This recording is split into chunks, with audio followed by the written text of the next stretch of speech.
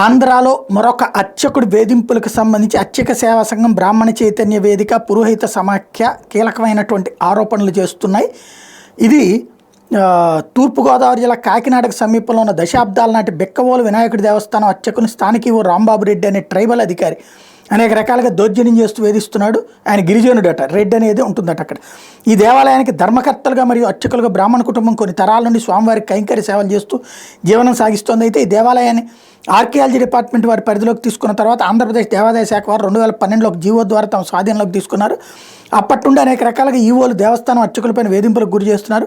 ఈ వేధింపులు తట్టుకోలేక అర్చకులు హైకోర్టును ఆశ్రయిస్తే హైకోర్టు స్థానిక అర్చకులకు అనుకూలంగా తీర్పునివ్వడం జరిగింది. ఈ తీర్పును కూడా దేవాదాయ శాఖ అధికారులు తొంగలో తొక్కి కోర్టు దగ్గర చేస్తున్నామనే కనీస భయం గౌరవం లేకుండా స్థానిక ఈవో వ్యవహరిస్తున్నాడు. హైకోర్టు ఉత్తర్వులు పాటించకుండా మనసులో కక్ష పెట్టుకున్నటువంటి సదరు అధికారి ఇక్కడ వేధిస్తున్నాడు అన్నటువంటిది వీళ్ళు ప్రధానంగా చేస్తున్నటువంటి ఆరోపణ.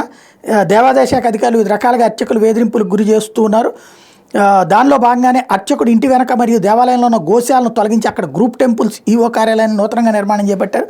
ఆ నిర్మాణం ఎలా ఉంటుందంటే అర్చకుడు ఇంట్లో ఉన్న బాత్రూమ్స్ ఇల్లు కనబడే విధంగా ఈవో కార్యాలయ వాకిళ్ళు కిటికీలు నిర్మాణం చేపట్టడం జరిగింది. మహిళలు స్నానాలు చేసి బయటకు వస్తే ఈవో కార్యాలయం కిటికీల నుంచి కనబడతారు. అర్చకుడు బాత్రూమ్స్ని అర్చకుడు ఇంట్లో జరిగే వ్యవహారాలను ఈవో కార్యాలయం నుండి చూడొచ్చు. దీని మీద అర్చకులు పలు దఫాలుగా అధికారులకు మొరపెట్టుకున్నా కూడా ప్రాధేయపడినా సరే వినకుండా మా ఇష్టం ఎటువంటి నిర్మాణాలను మేము చేపడతాం, మీరెవరు మమ్మల్ని అడగడానికి, అసలు మీరు ఎలానే చేస్తే మీ ఇంటిని కూడా ఖాళీ చేయించి బిల్డింగ్ కడతామని చెప్పి బెదిరించడం ప్రారంభించారు. తరతరాలుగా ఈ అర్చక కుటుంబం స్వామివారి సేవ చేసుకుంటూనే వస్తున్నారు. ఎన్నో తరాల నుంచి ఉన్న స్థానిక గోశాలలో ఉన్న గోవులు ఇచ్చిన క్షీరంతోనే స్వామివారికి నివేదన చేసి భక్తులకు తీర్థంగా ఇవ్వడం ఇక్కడ ఆనవాయితీ ఆచారం కూడా. అయితే దేవస్థానంలో ఉన్న గోశాలను ఖాళీ చేసి వేరే బయట ప్రదేశాలు అద్దెకి తీసుకుని మరి గోవులను అక్కడికి తరలించడం జరిగింది. దేవస్థాన గోశాలను తీసివేసి అర్చకుడి ఇంట్లోకి తొంగి చూసేలా ఈవో కార్యాలయం కట్టుకోవడం ఎంతవరకు సబ్బు? దీనిపైన బ్రాహ్మణ సంఘ నాయకులు జర్నలిస్టులు ఫోన్ చేసి వివరణ అడిగితే వివరణ ఇవ్వకుండా స్థానిక ఈవో రాంబాబు రెడ్డి బ్రాహ్మణ సంఘ నాయకులతో మీడియా ప్రతినిధితో నేను ట్రైబల్ అధికారిని తెలుసా మీకు, మీ ఫోన్ వాయిస్ రికార్డు చేస్తున్న మీ పైన అట్రాసిటీ కేసులు పెడతాను బెదిరింపులకు దిగడం జరిగింది.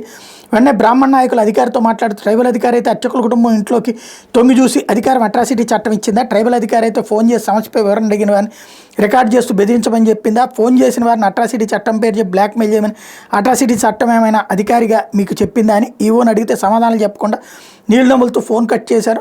మళ్ళీ చేస్తే ఫోన్లు ఎత్తలేదు, నేను ట్రైబల్ అధికారిని అని చెప్పి మరి బ్రాహ్మణ నాయకులు మీడియా విలేకరులను బెదిరించమని అట్రాసిటీ చట్టంలో ఏమైనా సెక్షన్లో పొందుపరచబడి ఉందా అంటూ వీళ్ళు ప్రశ్నిస్తున్నారు.